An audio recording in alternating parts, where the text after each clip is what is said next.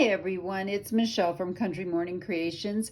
I am here with my August journal, and I looked up how long I've been doing this and making these journals. On September 3rd, I will have been writing in these journals for 5 years. So I have 5 years worth of these journals. So that explains why my shelf where I keep all of these has gotten rather full. So this journal, actually I'm going to start over here. I do a monthly sticker kit now that can be used for planners, and although they have a cover page that has a month on them, literally the only thing that designates it as a month is just one little corner with a little monthly sticker on it. Otherwise, these can be used any time of the year. So if you see a sticker kit you love and you think, okay, this one was for August, but it's no longer August, go ahead and grab it. You can use them any time of the year. So what I do is they come in a large 8.5 by 11, but I print them 2 to a page so that they are more the size that will fit in my journals. That's one of the things I love is you can print them 2 to a page or just print them big, whichever works better for you.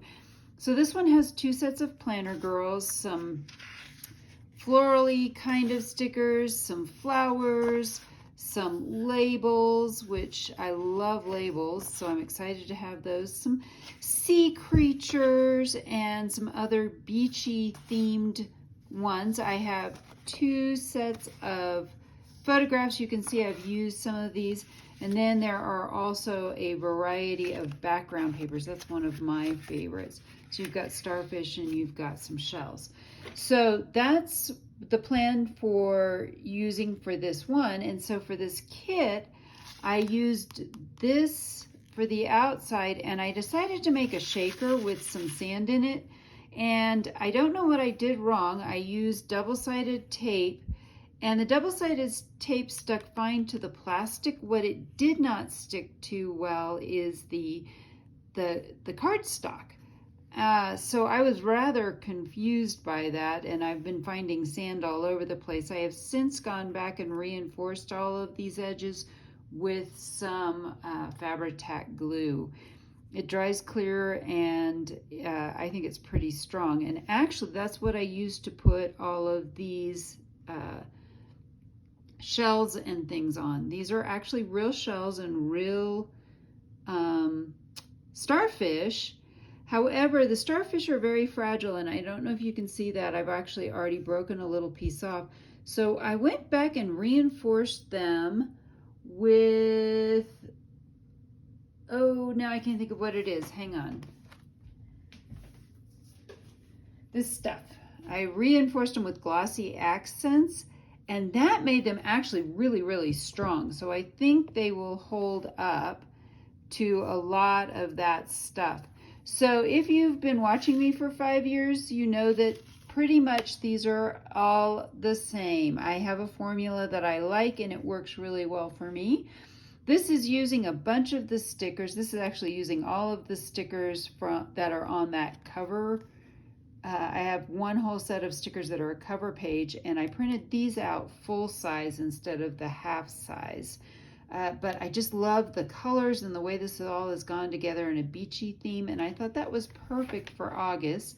So of course my 28-pound coffee dyed paper that is acid neutralized, then some French paper from Monahan's, some, I think this is the end of this, I need to order more of this paper, and then this is the August, that's an August page from Edith Holden.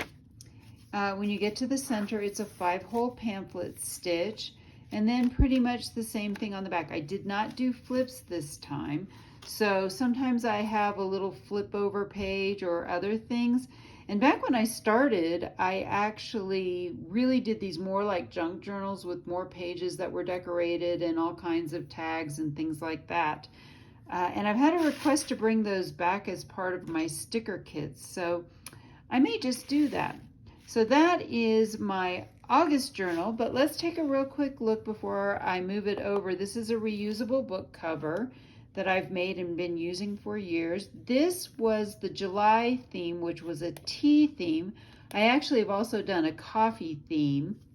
And I got the idea for this little flip cover from Yvonne Preston. And this was, of course, the July cover page that I did. And this is drywall tape. I'm obsessed with it because it's so easy to use and it's sticky. So the other thing I used, this is a Ferris wheel press ink that I used this time, and I used I used an Esterbrook pen. This is the Esterbrook pen that I was using.